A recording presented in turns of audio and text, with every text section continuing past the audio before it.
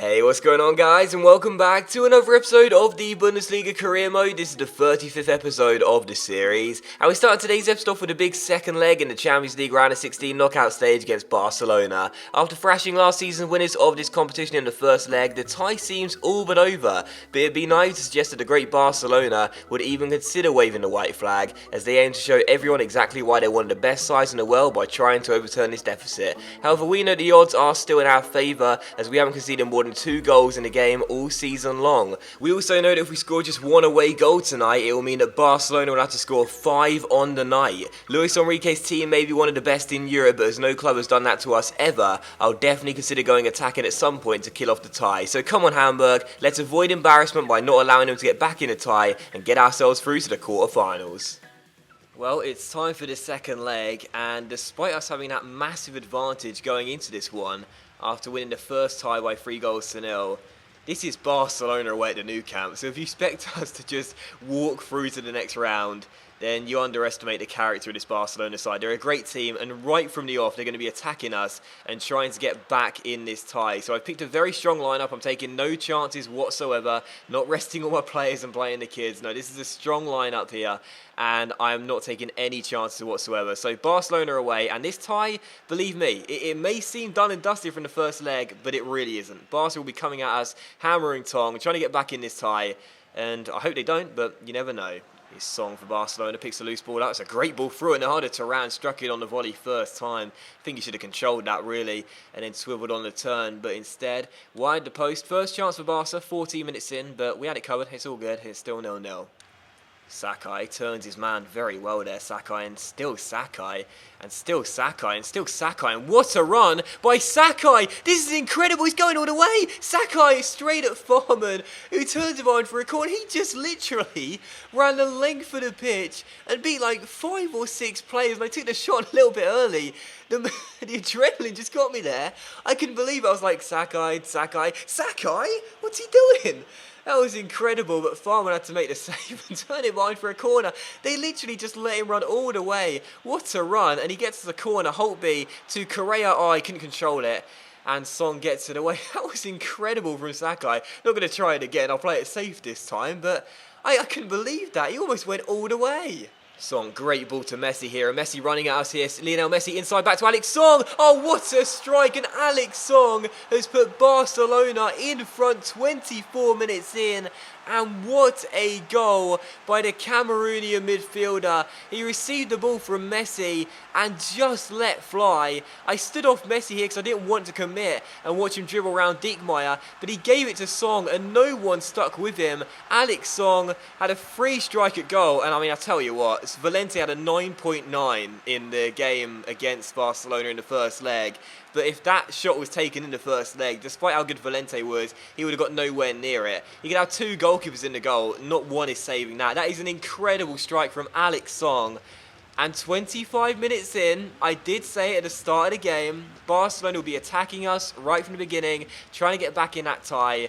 And with the early goal being scored in this first half, they know now an extra 2, and they're more than capable of doing that, and they are back on level terms. So this is why I picked a strong team. This is why I did not rest too many players. Messi down the right hand side for Barca, cuts past Julian Brandt, and Brandt is there to win it back off him. I don't know whether you guys are the same, but in FIFA, I never have a problem playing against Messi. He's never that good. But Maya over the top to Sane. If he controls this, could be away. It's Leroy Sane. Can he get in front? No. Boateng comes back with a last-ditch challenge to bail out Jordi Alba, I think it might have been. And Barca escape. If Boateng was not there, I'm pretty confident Sane would have made it 1-1, and that would have been a tie over. So a big defensive play from Boateng as Gerhardt gets inside the area and drills it straight at Farman. And we'll be going for that away goal, trying to kill this tie off, but that was a good defensive tackle by Boateng. Gerhardt takes it around his man and does really well there, Yannick Gerhardt, and I tried to release it to Correa. It could have been away there, but Iniesta said, no, that's my ball. And now a chance for Barca. Song towards Suarez. Kleber comes across. Suarez beats him, picks out Messi. Lionel Messi gets onto his left foot, back towards Suarez. Great save by Valente, and turns it behind for a corner. And we are going to need some big stops from him in the second half, because you know Barca are going to be putting us under pressure. That's the first of many, I'm sure. Well done, and punches the corner clear as well. Cesar is a monster. and it is still 1-0. So 2 changes just before the hour mark. Sane and Holtby are coming off for Muller and Young. Sane a little bit tired right now, and Lewis Holtby very tired. Holtby's got 85 stamina, but he plays like all of the minutes in all of my games, so he naturally gets very tired. So he's going to have to come off for Gideon Young. And I'm not too worried about this, but whenever I replace the captain, even though it's a mental thing, I feel like I'm losing my most influential player on the pitch. And with us leading by a goal to nil, there's still half an hour to go. Sorry, with us trailing by a goal to nil, there's still half an hour to go. And now losing the skipper, who's just so good at intercepting the ball, winning it back, and throwing himself around really. Maybe that could be a bit of a risky decision, but we'll have to wait and see. We're still trailing by a goal to nil, but still up by 2 on aggregate, as we have half an hour to play, and Diekmeyer finds Muller just off the bench here. Those two connected for our third goal in the first leg. That's a good cross to the centre. Correa, oh, good header away. It'll fall to Young off the bench, takes it around his man and goes for goal, and drags it just wide the post line for a goal kick. So in the end, those subs almost didn't backfire, but turned out to be a great decision. Young shot just wide the post. Still 1-0 Barca. Song through the gap towards Iniesta. Iniesta through towards Halilovic. Offloads towards Suarez. Oh, Suarez has scored, and with 15 minutes to go, Luis Suarez has put Barca 2 up and just 1 goal behind us on aggregate. And I must admit, I thought Valente had that covered. Song played it backwards. They worked their way inside. Iniesta towards Halilovic towards Suarez. And, I mean, am I being too critical of Valente here? But that shot... maybe I am. I'm not too sure. It's a good strike by Suarez. He's got some swerve on it. But I guess when you consider how great Valente was in the first leg, I mean, that shot was not right in the corner. It was not too powerful. I think Valente, who got a 9.9 in the first leg, is going to be a little bit disappointed because he's let that one go in. It's 2-0 Barca, and I've got to make my third sub right now because I've got to get some defensive stability on here.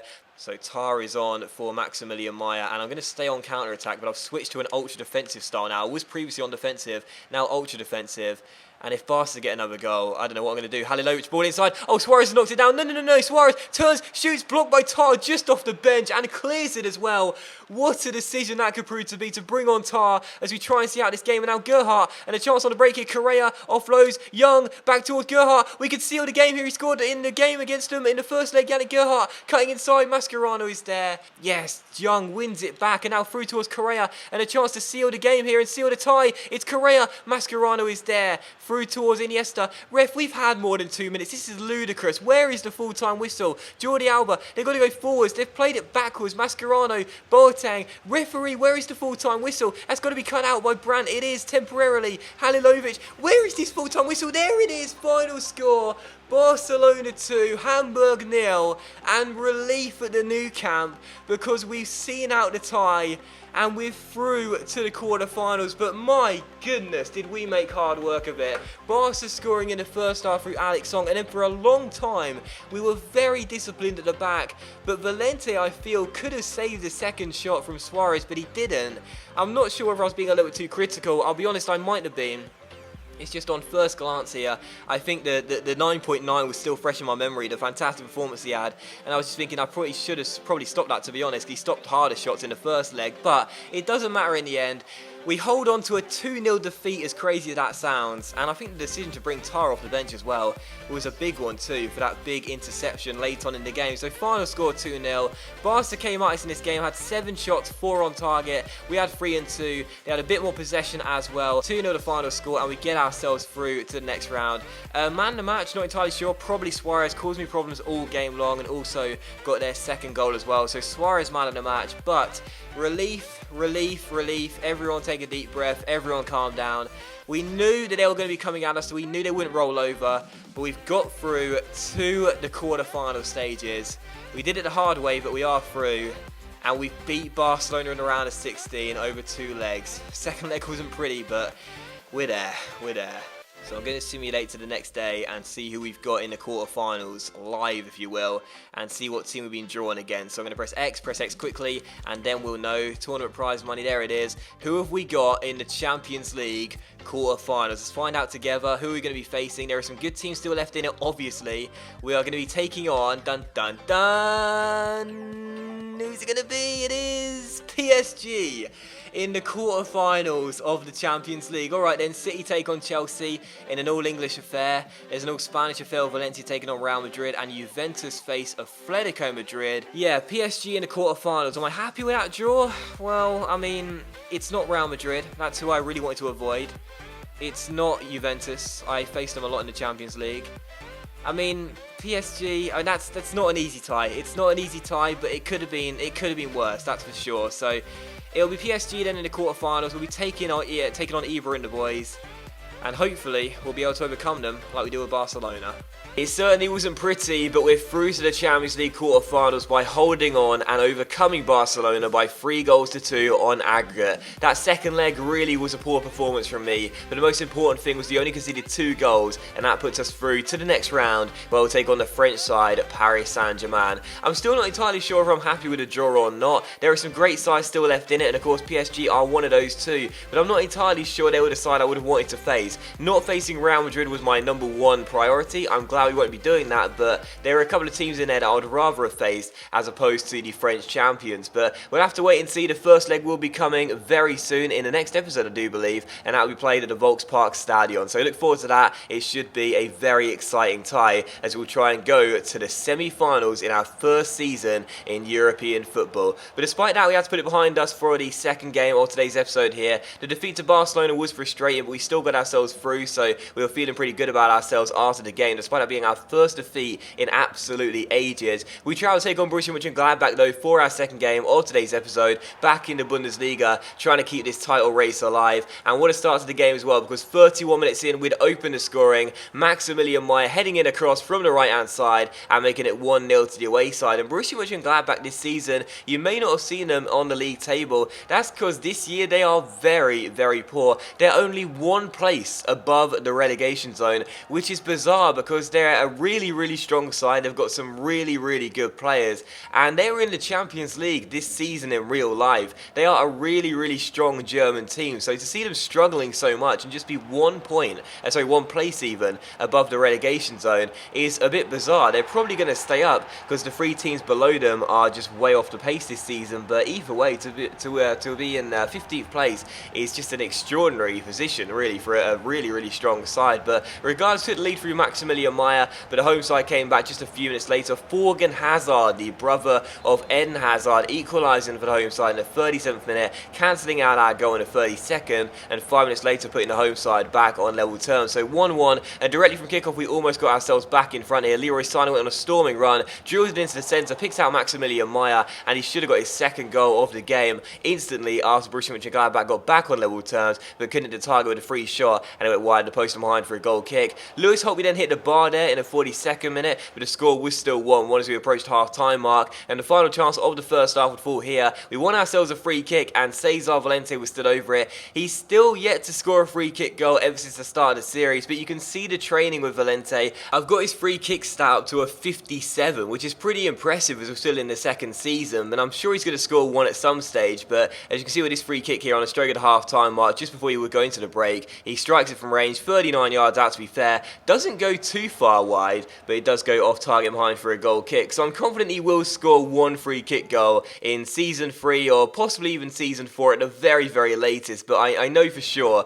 that before this series ends, he will score a free kick goal, because I'm not going to stop the series until he scores a free kick goal. It will happen. It will happen. It's just that when you train a player's stat, if it's that low, it's going to take a long time to get it up to a decent level. But regardless, it is still 1-1, and just past the hour mark here, Valente would show us what he can do when between the sticks. What a fantastic save there to deny this shot from range and turn it behind for a corner and keep the score at 1-1. But it was how the game would finish. Final score, Borussia Mönchengladbach 1, Hamburg 1, and so many Scott Triggs after this game. It was ridiculous. But either way, the game finished 1-1, and this was a really frustrating game for us because I felt we played better than the home side, but they dominated possession, and it ensured I couldn't get too many chances in the second half, not even one to show you really that was noteworthy, and the game it did indeed finish as a score draw. So we slip up in the title race, and really frustrating as well, because that's now 2 games without a win in all competitions, and it may not seem like a big deal, but the truth of the matter is we were on such a great run, and you know, we know how good Bayern Munich are. We know how unstoppable they are for the most part. They have barely slipped up this season in the Bundesliga. That's not with defeats, that's with draws as well. And of course, the only defeat they've had this season was against us at the Allianz Arena a couple episodes ago. So we know that with every single game where we slip up, we lose ground in the title race, because we know that in their game in hand, they'll win it. They won't just draw it, they'll win the game. And as you can see, coming to this game here, the third and final one against Hoffenheim back at the Volkspark Stadion, they did win their game in hand, and they've now extended the lead to 5 points at the top of the table with 7 games to go, which is why when we beat Bayern Munich 3-0 at the Allianz Arena, we did so well to get ourselves back in this title race and prove we are a real threat to them. But it's not enough for us to win all of our games. We need other teams to beat Bayern Munich, but no one seems capable of doing that. We're still the only side that has got a win against Bayern this season in the Bundesliga, and they've barely been any draws for them either. They've won pretty much all of their games this year, and it's been extremely frustrating for us, because it means that despite how well we've played this season, and you know, you can't discredit how great we've been this year. We have had our best year since I took over, of course, last season. It's just annoying to know that it's probably not going to be enough for us, because no team seems capable of stopping the German champions. But for our third and final game of today's episode here, we will take on Hoffenheim back at the Volkspark Stadion on the back of 2 international qualifiers of Brazil.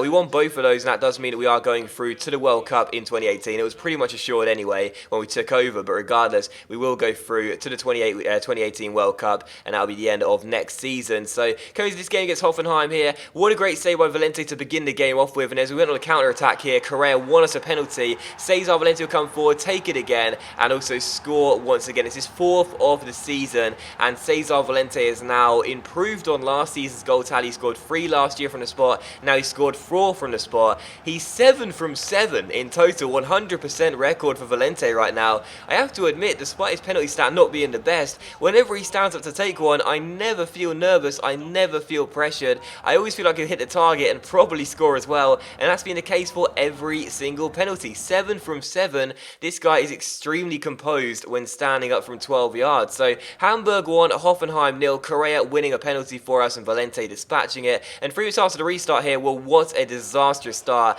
to the second half. We were leading by a goal to 0. We weren't really under any pressure in this game, and then directly from kickoff, I gave the ball to Ashton Gutz. I couldn't release the ball on time. I pressed X way too late. Hoffenheim intercepted, and the man that scored the goal for them after he was played through, Pierre-Michel Lasogga, who I sold to Hoffenheim at the start of last season, and unfortunately he's come back to the Volkspark Stadion and he scored his 8th goal of the season to make it 1-1. So Hamburg 1, Hoffenheim 1. We needed to respond from that. We need to get ourselves back in front. We couldn't have 2 draws in a row, and we would get ourselves back in front in the 57th minute, just a few minutes after Lasogga scored for Hoffenheim, and it will be Yannick Gerhardt who scored for us, and the guy who got the assist, Cesar Valente. I took him forward for the free kick. He's got his 2nd assist from free kicks this season, and as he floated the ball into the centre, Yannick had the run on his man, headed on the free kick and put it into the back of the net. So a great header by Gerhardt, looping it over Baumann,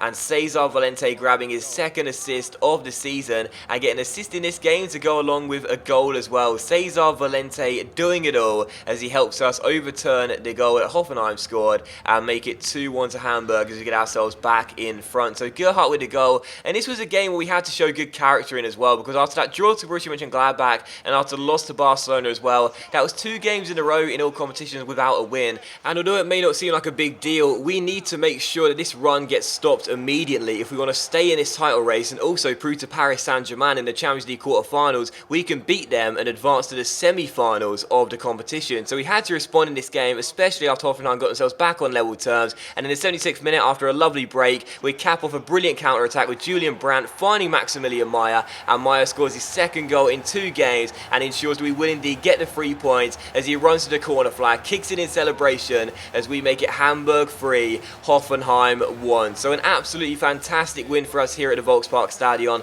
We win once again at home in the league. This is a really nice counter-attack, by the way, composed passing all the way up the pitch and making sure we are precise, accurate, and also finished off the move as well. So final score 3-1 Hamburg. We get ourselves the win, and I'm absolutely delighted about that because we just had to return return to winning ways. We had to get the 3 points because we knew if we slipped up once again, if we only managed to draw here at the Volkspark Stadion, if we couldn't score any more goals after the Sogger equalised for them, we would know for sure that Bayern would win once again and they would go 7 points clear with 6 games to go, and that would have, effectively give them the title really. We couldn't come back from that, but instead we keep pace with Bayern. As you can see, they won once again, sadly, what a shock, but we are 5 points behind them with 6 games to go.